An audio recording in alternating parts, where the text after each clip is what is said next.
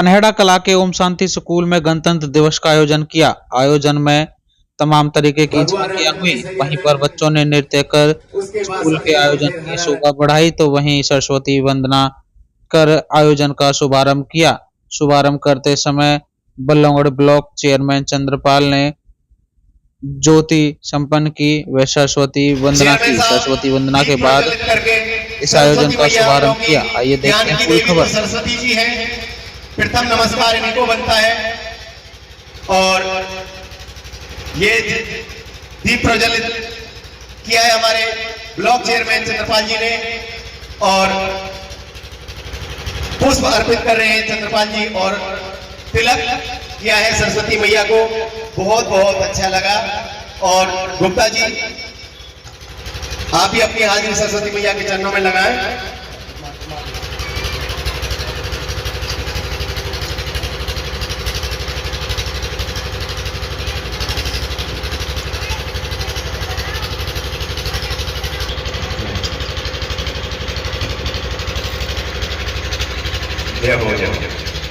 और जो सरस्वती वंदना की का प्रोग्राम जो बेटियों ने तैयार किया वो भी तैयार रहे हैं।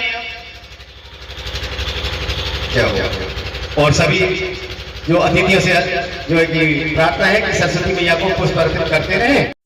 स्कूल के प्रांगण में राष्ट्रीय गीत गाकर ध्वजारोहण किया। ध्वजारोहण के अवसर पर बल्लभगढ़ ब्लॉक समिति के चेयरमैन चंद्रपाल व पनहेड़ा कला ग्राम के सरपंच धर्मवीर और बल्लभगढ़ बॉयज समिति के पूर्व चेयरमैन जगदीश शर्मा भी मौजूद रहे। डायरेक्टर की उपस्थिति में इस आयोजन का शुभारंभ किया। इसमें छोटे छोटे बच्चों ने हरियाणवी नृत्य कर लोगों का उत्साहवर्धन किया और वहीं पर सिंदूर जैसी प्रस्तुति कर छोटे छोटे बच्चों ने नृत्य किया। भारत माता की जय घोष के नारे डायरेक्टर लगाते हुए दिखाई दे रहे हैं और तिरंगा झंडा को फहराकर ध्वजारोहण कर आगे की प्रस्तुति दर्ज की। आइए दिखाते हैं हम आपको पूरी खबर। चीफ गेस्ट बनने की हमें आदत नहीं है, तो हमने सोचा चीफ गेस्ट कैसे बना जाता है, तो इस पर थोड़ा जोर दिया। तो पता चला कि 11:15 बजे मुझे पहुंचना है, तो मैंने अपने भीतर पुश कर कहाँ है इनको बोला कि 11:15 बजे पहुंचने, बोला कम से कम 1 घंटे पहले तो पहुंचना ही चाहिए। क्या पता कहाँ हमारी जरूरत पड़ जाए, कार्यक्रम का कोई ना कोई रूपरेखा बनाने में या कोई चीज़ संभालने में। इन्होंने समझाया भाई आप चीफ गेस्ट हो, वो हमेशा देरी से पहुंचते हैं। भारत में तो यही होता है, चीफ गेस्ट तो नॉर्मली नेता होते हैं, अभिनेता होते हैं। अगर आप जल्दी पहुंच गए आपको चीफ गेस्ट कोई नहीं मानेगा। मैंने कहा चलो बीच का रास्ता कर लेते हैं, क्या पता हमारी जरूरत पड़ जाए तो हम जल्दी पहुंचेंगे, थोड़ा पीछे रह जाएंगे। और जैसे ही दीपक फोन करेंगे फौरन हाजिर हो जाएंगे। लेकिन दीपक ने फोन ही कभी किया। 5 मिनट पहले जब मैं आया, मैं तो यहीं पे था। बहुत पहले आ जाएंगे तो कोई चीफ गेस्ट मानेगा नहीं, करेंगे और दिल भी नहीं मान रहा। तो खैर मेरे लिए तो ये बड़ी खुशी की बात है कि मैं आपके बीच में हूँ, मुझे आपने मौका दिया। और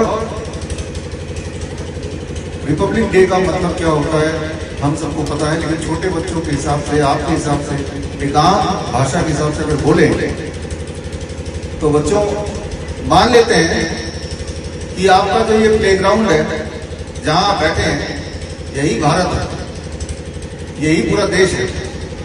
तो प्लेग्राउंड में हर तरह के बच्चे हैं।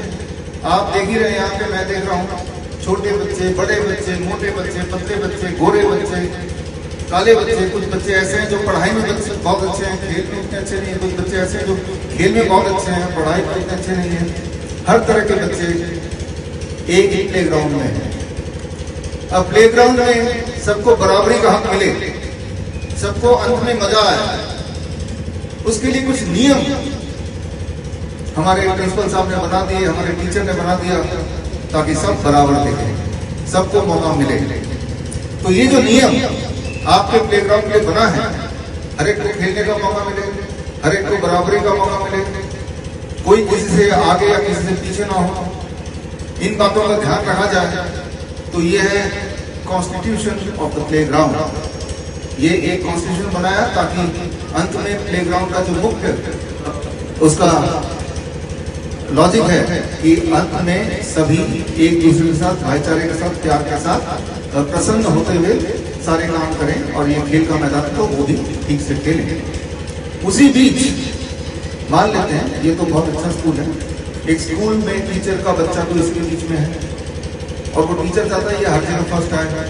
इस तरह से ताना बना दिया कि 100 मीटर का रेस है तो उस टीचर बच्चे को सबसे आगे खड़ा कर दिया ताकि 90 मीटर में ही वो फर्स्ट आ जाए।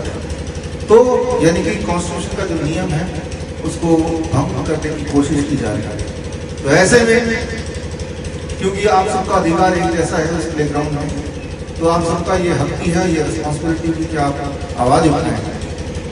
आवाज़ नहीं उठाएंगे तो ये चीज़ें बढ़ते जाएंगे। जो मैंने आपको प्लेग्राउंड में बताया, हमारा देश भी एक बहुत बड़ा प्लेग्राउंड मान सकते हैं, बहुत बड़ा घर मान सकते हैं जहाँ पे हर तरह के लोग रहते हैं, कमजोर लोग भी रहते हैं, शक्तिशाली लोग भी रहते हैं, अमीर भी रहते हैं, गरीब भी रहते हैं। लेकिन कॉन्स्टिट्यूशन का मतलब ये है कि हर एक को एक ही तरह का राइट है, हर एक की एक ही तरह की रिस्पॉन्सिबिलिटी है, सब एक समान है, चाहे वो आप हों या प्रधानमंत्री हों, सब एक समान है।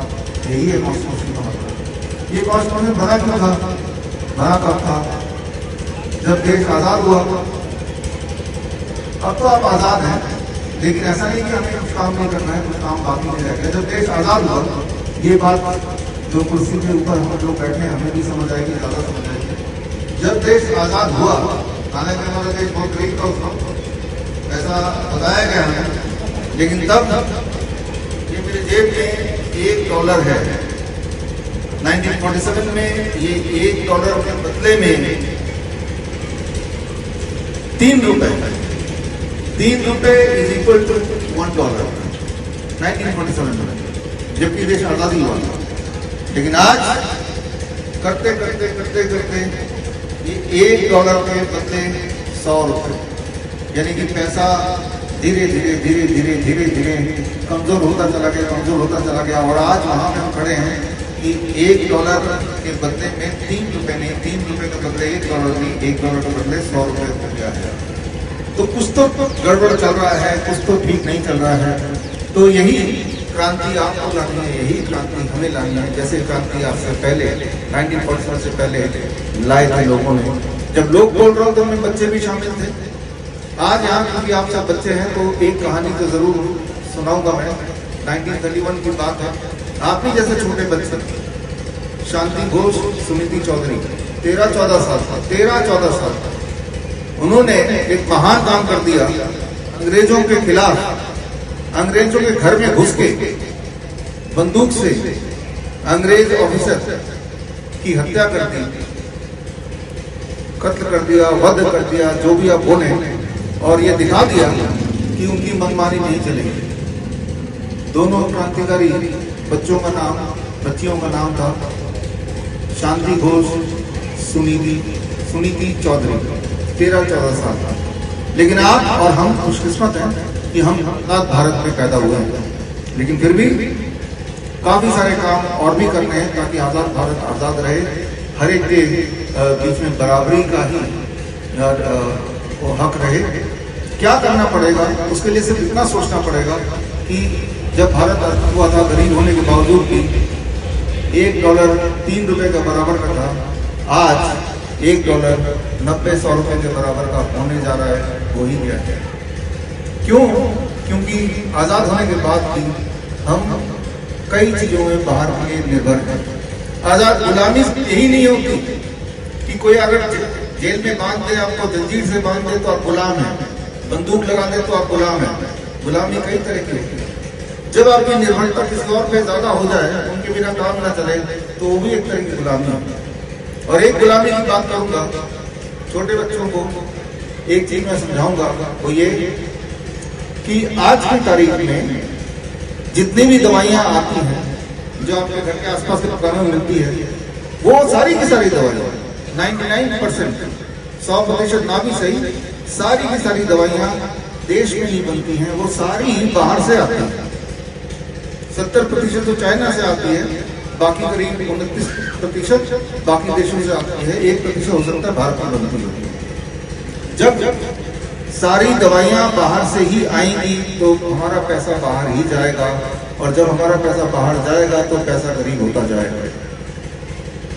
तो ये एक बहुत बड़ा कारण है क्यों हमारा देश गरीब होता जा रहा है, क्यों हमारा पैसा कमजोर होता जा रहा है, क्यों डॉलर बढ़ता जा रहा है। तो ऐसे में हम क्या कर सकते हैं? हम तो छोटे बच्चे हैं, कर सकते हैं, कुछ तो कर ही सकते हैं। शुरुआत आपसे करते हैं। जिनको बातें समझ आ रही हैं, शुरुआत में करने बोल रहा हूँ। आज 26 जनवरी है, आज से लेके 13 फरवरी शायद सरोजिनी नायडू जयंती है, 13 फरवरी को है ना। तो इतने दिन का मुहिम छेड़ते हैं।